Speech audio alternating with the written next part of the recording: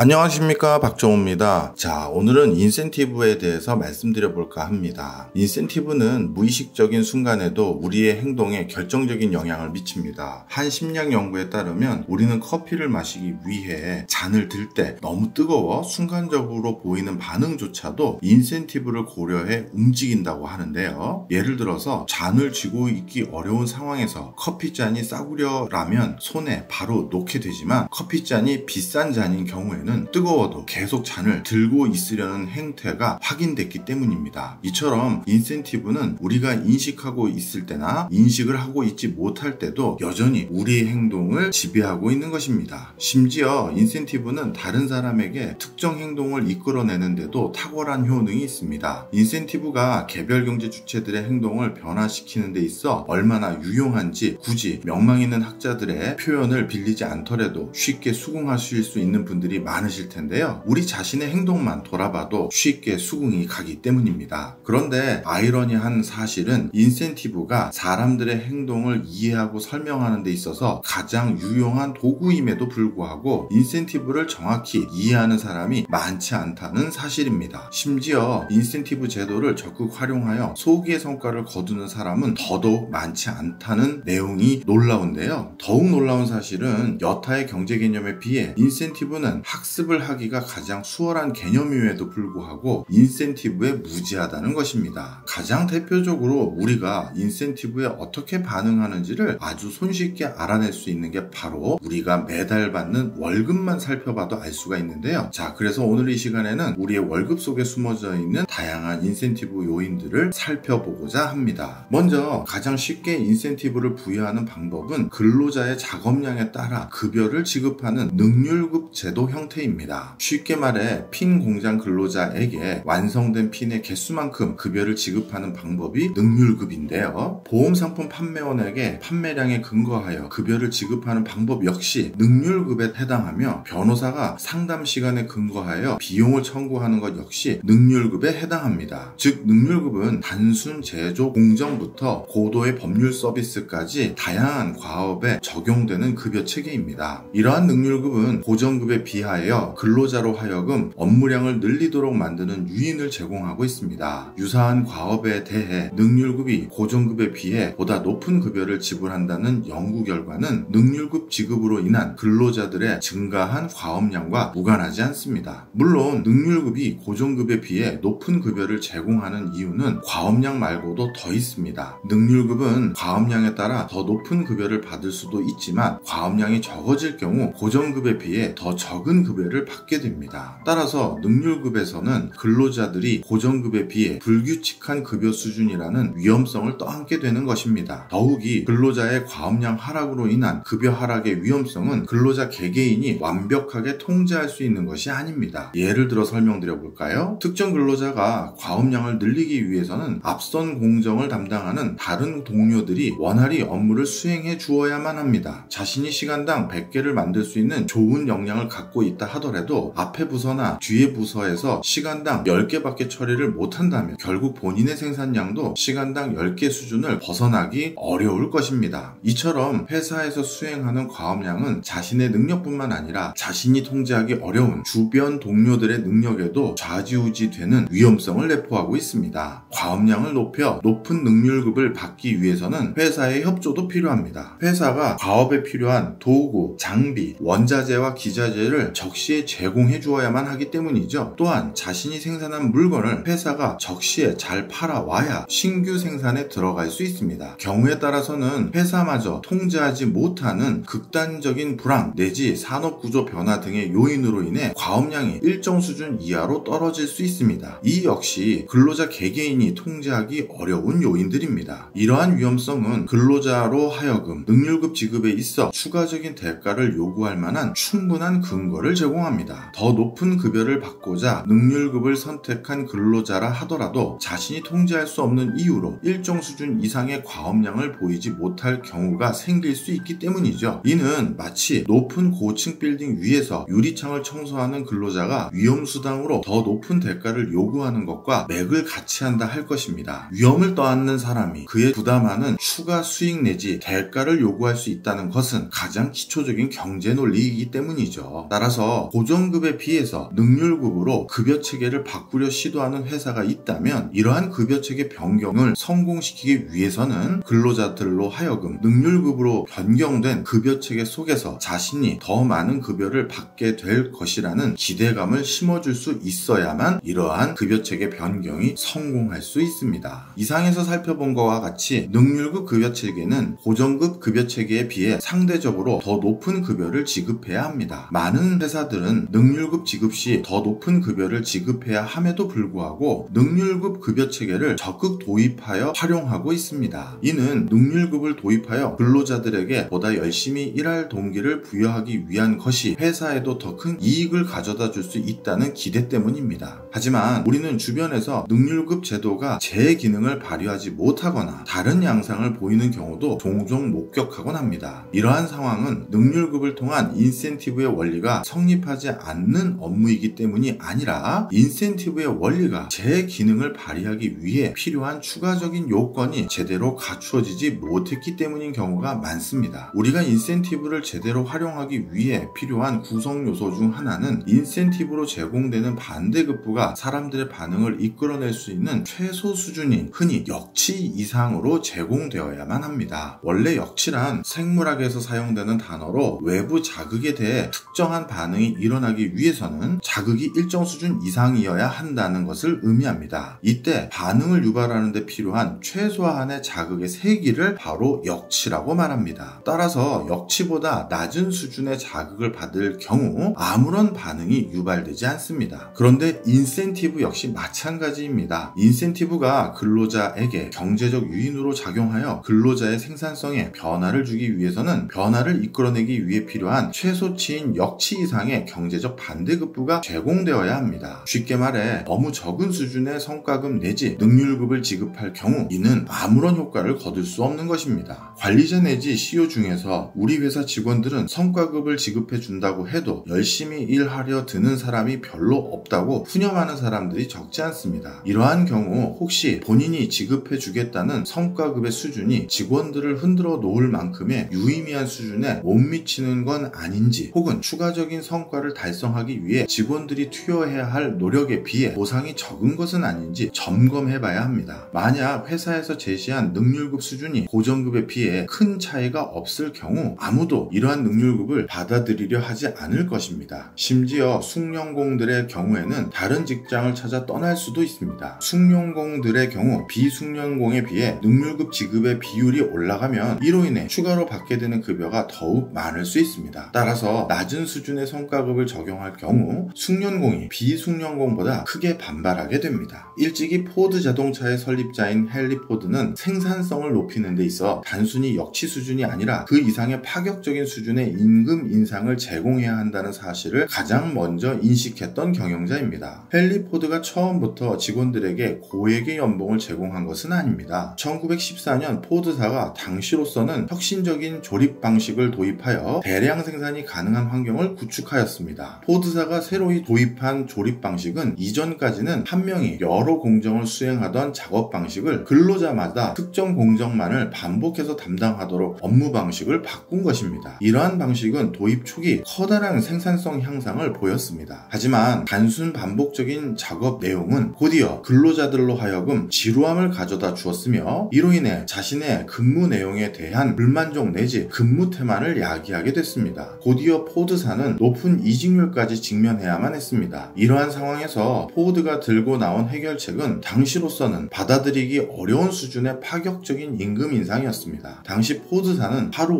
$5에 달하는 임금을 제공하겠다고 제시하였습니다. 이는 당시 경쟁사의 하루 임금이 $3 수준이라는 점을 고려할 때 거의 2배에 가까운 임금 수준이었습니다. 이러한 포드의 대응책은 경쟁회사로부터 비웃음을 샀습니다. 급기야 포드사는 비합리적인 수준의 임금을 제공하여 곧 파산할 것이라는 소문까지 나돌기 시작했습니다. 하지만 결과는 정반대였습니다. 1914년 $3,000만 수준의 이익을 거둔 포드사는 1916년에는 $6,000만 이익이 2배 이상 상승했습니다. 물론 이러한 급격한 이익률 상승은 전적으로 노동 생산성에 기인한 것이었습니다. 이와 같이 근로자의 임금 수준을 높였을 때 이로 인해 노동 생산성도 함께 증가하는 현상을 효율 임금 이론이라고 부릅니다. 근로자에게 평균적인 필수적인 급여 수준보다 많은 급여를 제공할 경우 생산성이 높아지는 현상을 어떻게 이해해야 할까요? 이는 근로자로 하여금 근무 태만을 줄이도록 만드는 인센티브를 제공해 주었기 때문입니다. 만약 근무하는 회사가 업계 평균 수준의 임금을 제공하는 회사라면 비록 근무 태만을 보여 해고당한다 하더라도 비슷한 급여 수준의 다른 회사로 이직하면 그만입니다. 따라서 근무 태만으로 인해 해고당할 때 감수해야 할 비용이 그다지 높지 않은 것이죠. 하지만 자신이 근무하고 있는 회사가 업계 평균 이상의 임금을 제공해주는 곳이라면 상황은 달라집니다. 효율 임금 수준의 급여를 제공해주는 회사에서 해고당할 경우 더 이상 이와 유사한 임금을 받을 기회를 얻지 못할 것이기 때문이죠. 따라서 효율 임금을 제공하는 회사에 근무하는 근로자들은 근무 태만으로 해고당하지 않기 위해 열심히 일할 인센티브를 갖게 됩니다. 이상에서 살펴본 효율 임금의 효과는 능률급에서도 얼마든지 적용 가능합니다. 업계에서 평균적으로 제공하는 능률급 수준보다 높은 수준의 능률급을 제공할 경우에도 근무 태만을 줄일 유인은 동일하기 때문이죠. 또한 효율 임금은 인센티브가 제 기능을 발휘하기 위해 필요한 구성 요소 중 하나가 역치 이상의 반대급부라는 사실과도 맥을 같이 합니다. 이러한 사실을 종합할 때 인센티브를 유의미한 수준으로 활용하기 위한 필수 사항 중 하나는 근로자들에게 역치 이상의 반대급부를 제공해주고 있느냐 여부에 달려있다고 할 수 있을 것입니다. 인센티브 제도를 효과적으로 활용하기 위해 구비해야 될 또 다른 구성 요소를 말씀드리려고 하는데요. 다름 아닌 신뢰입니다. 신뢰는 지극히 당연한 구성 요소기에 그만큼 결정적인 역할을 담당합니다. 고용주가 아무리 파격적인 수준의 능률급 내지 성과급을 약속하였다 하더라도 실제 해당 과업을 달성했을 때 당초 약속한 급여를 제공할 것이라는 믿음이 없다면 어떠한 근로자도 적극적으로 과업에 참여하지 않을 것이기 때문입니다. 근로자들은 과업 목표를 달성했을 때 경영자가 약속을 변경할 충분한 유인이 있음을 잘 알고 있습니다. 과업 수행 전에는 자신들의 근무 태만 내지 도덕적 해이 등을 방지하기 위해 파격적인 수준의 인센티브를 제공하겠다고 약속하였을 것이지만 실제 그러한 과업을 달성할 경우 경영자는 또 다른 인센티브 구조에 직면하게 됩니다. 가장 유치하며 치졸한 방법은 제공하기로 한 인센티브를 제공하지 않는 것입니다. 하지만 이러한 방식 이외에도 경영자는 다양한 유인에 빠질 가능성이 높습니다. 먼저 과업이 초과 달성하였을 때 경영자는 자신이 보유하고 있는 인력이 충분하다는 사실을 깨닫게 됩니다. 따라서 과업 목표를 초과 달성할 경우 근로자 중 일부를 해고할 가능성도 생깁니다. 또 다른 유인으로는 근로자에게 이제부터 더 많은 과업 목표를 요구할 수 있다는 점입니다. 근로자 입장에서는 경영자가 당초 약속한 급여를 지급했다 하더라도 본인들의 해고 가능성이 높아졌거나 향후 더 높아진 과업 목표를 제시받을 경우 결코 경영자가 약속을 지켰다고 생각지 않을 것입니다. 따라서 우리가 인센티브 제도를 제대로 구현하기 위해 구축해야 할 신뢰 수준이라는 것은 단순히 약속한 성과급을 제공하는 수준에 국한된 것이 아니라는 사실 또한 기억해야 할 것입니다. 인센티브 제도를 효과적으로 구현하는 데 있어 신뢰의 중요성은 또 다른 측면에서도 중요합니다. 경영자가 당초 제시한 인센티브 지급에 대한 약속을 이행할 것인지에 대한 신뢰 못지않게 경영자가 자신들의 성과 수준을 정밀하게 측정하기 위해 노력할 것인지에 대한 믿음 내지 신뢰 또한 중요합니다. 사기업인 택배회사와 공기업인 우체국은 물류 비용을 절감하기 위해 배송 담당자들의 배송 경로와 행태를 추적 관찰할 필요가 있습니다. 따라서 두 회사의 경영진 모두 자사의 배송 담당자들에게 앞으로 배송 과정에 대해 업무 평가를 실시하여 이로 인해 급여에 차등을 두겠다고 천명할 수 있을 것입니다. 하지만 두 회사의 근로자들은 정반대의 상반된 반응을 보일 수 있습니다. 먼저 비용 절감과 이윤 창출에 민감한 사기업인 택배회사의 경우에는 배송 행위를 평가하여 비용을 절감할 경우 해당 기업과 주주의 이윤으로 이어질 것이고 따라서 경영자는 주주로부터 배송 행위를 정밀하게 평가하도록 강한 압박을 받을 것입니다. 그리고 이러한 유인 구조를 근로자들 역시 인지하고 있습니다. 때문에 택배회사의 근로자들은 경영자들이 자신들의 배송 행위를 평가하기 위한 다방면의 노력을 기울일 것이라는 점을 믿습니다. 그리고 이러한 믿음은 실제 그들의 업무 태도와 방식에 적지 않은 영향을 미칩니다. 하지만 우체국은 상황이 다릅니다. 우체국은 택배회사와 같이 경영자들을 압박할 주주가 없습니다. 또한 배송 시 유발되는 비용을 절감하겠다고 해서 그로 인해 유발되는 이윤이 경영자 내지 근로자에게 돌아가지도 않습니다. 더불어 공기업의 경영자는 일정 임기 동안 경영권을 보장받기 때문에 굳이 치열하게 배송 담당자들을 평가하기 위해 노조 내지 이들과 싸움을 벌일 유인도 적습니다. 이러한 사실을 잘 인지하고 있는 우체국 직원들은 경영자가 자신들을 평가하겠다고 천명하였다고 해서 이를 고지곳대로 믿지 않습니다. 이러한 우체국 직원들의 믿음은 다시 그들의 근무 행태와 방식에 영향을 줍니다. 이러한 택배 회사와 우체국 회사의 상반된 반응은 인센티브 제도가 그 효과를 발휘하기 위해 신뢰라는 측면이 중요한 변수라는 사실을 확인시켜 줍니다. 마지막으로 인센티브 제도가 효과를 발휘하기 위해서 가장 중요한 요인은 지급의 근거를 무엇으로 하느냐에 대한 부분입니다. 일견 산출물로 측정하면 되지 않느냐라고 생각할 수 있을 것인데요. 하지만 문제는 그리 간단하지만은 않습니다. 산출물만을 근거로 책정할 경우 근로자가 품질은 고려하지 않고 완성품 개수만을 늘리기 위해 노력하도록 유도할 수 있기 때문입니다. 혹은 자신의 산출물을 증가시키기 위해 보다 많은 비용이 초래되는 생산 방법을 선택할 수도 있습니다. 왜냐하면 비용은 자신의 성과를 측정하는 고려 요인이 아니기 때문입니다. 반대로 비용 절감을 목표로 설정할 경우 제품의 품질은 생각지 않고 비용 절감만을 추구할 수 있으며 이윤을 기준으로 설정할 경우 매출 증대를 통한 회사의 외연 확대 및 신규 사업 도모 등을 등한시할 수 있습니다. 과업 측정 기준에 대한 어려움은 세계적인 혁신 기업 또한 예외일 수 없습니다. 가장 혁신적인 기업으로 한때 칭송받아왔던 3M 역시 예외는 아니었습니다. 3M은 성과 평가 시 최근 4년 이내에 개발된 제품의 매출액만을 근거로 평가를 수행해왔습니다. 이는 오래전에 달성한 성공에 안주하지 못하도록 하기 위함이었습니다. 이러한 목표 아래 모든 부분에서 매출의 30%는 시작한 지 4년 이내의 사업으로부터라는 목표를 제시하였습니다. 하지만 3M의 여러 재무제표들은 이전 같은 성과를 보이지 못하였고 결국 2001년에는 창사 이래 처음으로 외부로부터 CEO를 영입하게 되었습니다. 당시 3M에 부임한 CEO는 GE 출신의 제임스 맥넌이었습니다. 그는 3M에 부임하자마자 가장 먼저 그동안 3M 혁신의 상징이었던 30% 기준을 과감히 수정하였습니다. 그는 3M의 많은 직원들이 새로운 제품을 통해 매출의 30%를 달성하자는 룰을 지키기 위해 진정한 혁신은 멀리하고 단순히 기존 제품의 색상이나 크기 등을 변경하는 일에만 몰두하고 있음을 확인했기 때문입니다. 즉 3M은 30% 룰로 인해 진정한 혁신으로부터 멀어져 왔던 것입니다. 3M의 30% 룰의 문제점은 재무적인 측면에서도 확인됐습니다. 새로운 제품을 출시하는 데만 혈안이 된 많은 부서들이 무분별하고 비효율적인 비용 집행을 해왔던 사실을 확인했기 때문입니다. 즉 비용 대비 산출 효과가 좋을 것으로 기대되는 아이디어에 집중하여 투자하기보다는 여러 아이디어들을 무차별적으로 진행해 오고 있었던 것입니다. 이는 자연스럽게 3M의 여러 재무지표를 악화시키는 요인으로 작용하고 있었습니다. 사실 30% 룰은 나름 개선되고 진일보해진 인센티브 제도 중 하나였습니다. 그럼에도 불구하고 위에서 언급한 일련의 문제점들이 확인되었던 것입니다. 3M과 같은 세계적인 혁신기업조차 인센티브의 평가 기준 설정에 어려움을 직면해 왔던 것처럼 다른 일반적인 기업들도 이러한 범주에서 크게 벗어나지 못하고 있는 상황입니다. 오늘날 많은 기업들이 성과평가의 기준으로 활용하고 있는 근거로는 이윤, 매출, 산출물, 투여시간 등 크게 4가지를 꼽을 수 있습니다. 먼저 이윤에 근거한 인센티브 제공은 근로자들로 하여금 회사의 이윤 창출에 기여하도록 유도하기 위함입니다. 일견 가장 합리적일 것 같은 이 같은 평가 기준 역시 많은 문제들을 내포하고 있습니다. 이윤을 근거로 한 인센티브 제도가 가져올 수 있는 가장 큰 문제점으로는 장기적인 관점에서 이윤 창출에 크게 기여할 것으로 예상되는 일을 지금 당장 비용이 유발할 수 있다는 이유로 주저하게 만들 수 있기 때문입니다. 그리고 이러한 행태는 회사의 지속적인 성장에 커다란 장애 요인이 될 수 있습니다. 대표적인 사례로 회사의 미래 성장 동력을 찾기 위한 R&D 비용을 증가시키는 것은 지금 당장의 이윤을 늘리는 데는 결코 유리하지 않을 것입니다. 따라서 따라서 이윤만을 기준으로 인센티브 평가 기준을 산정할 경우 단기적인 기업 경영에만 몰두하고 미래 먹거리를 찾기 위한 투자 내지 연구 등을 등한시할 수 있습니다. 매출액을 기준으로 인센티브를 제공하는 기업들도 많습니다. 앞서 우리는 3M 사례를 통해서 매출액을 기준으로 인센티브를 제공할 경우 어떠한 문제가 유발될 수 있는지 살펴봤습니다. 그렇다고 해서 매출액을 기준으로 하는 인센티브 제도가 문제점만 있는 것은 아닙니다. 매출액 기준의 인센티브 제도는 근로자의 생산성이 비용에는 커다란 영향을 주지 않지만 매출액에 큰 영향을 주는 유용한 인센티브 제도일 수 있습니다. 대표적으로 레스토랑의 사례를 들 수 있는데요. 고객이 주는 팁은 전부 종업원 개인 몫으로 간주하는 식당의 인센티브 구조가 바로 여기에 해당합니다. 식당 종업원들이 제공하는 친절함과 기타 서비스들은 비용보다는 매출액에 더 큰 영향을 미칩니다. 따라서 식당 주인은 종업원들에게 고객들로부터 받은 팁을 자신과 나누자고 고집 피울 필요가 없습니다. 종업원들이 제공하는 친절함과 서비스로 인한 매출 증대 효과로 자신도 충분한 보상을 받을 수 있기 때문입니다. 물론 종업원들이 고객들로부터 더 많은 팁을 받기 위해 무료 음료수 등을 추가로 제공할 경우 상황은 달라집니다. 그럴 경우 식당 주인의 비용을 투여하여 종업원 자신의 이익을 추구한 것이 되기 때문이죠. 이러한 상황이 많아질 경우 식당 주인은 팁을 고스란히 종업원이 챙기는 것을 방관하지 않을 것입니다. 아니면 손님들에게 우리 식당은 팁을 받지 않는 식당이다 라고 간판을 붙여 자신의 비용으로 종업원들이 개인의 이윤을 추구하는 행위를 근절하는 조치를 취할 것입니다. 이 밖에 산출물과 투여 시간을 기준으로 인센티브를 제공하는 제도 역시 산출물의 품질이나 질을 고려하지 않고 단순히 양적인 부분만을 신경 쓰게 만드는 문제점들도 있습니다. 자, 이상에서 살펴본 것처럼 우리가 성과급 제도를 온전히 작동하게 만들기 위해서는 고용주와의 신뢰관계 그리고 성과급을 지급하기 위한 명확한 근거가 무엇인지에 따라 그 제도의 성패가 달라진다는 점, 이것도 기억해 주셨으면 합니다. 지금까지 박정호였습니다.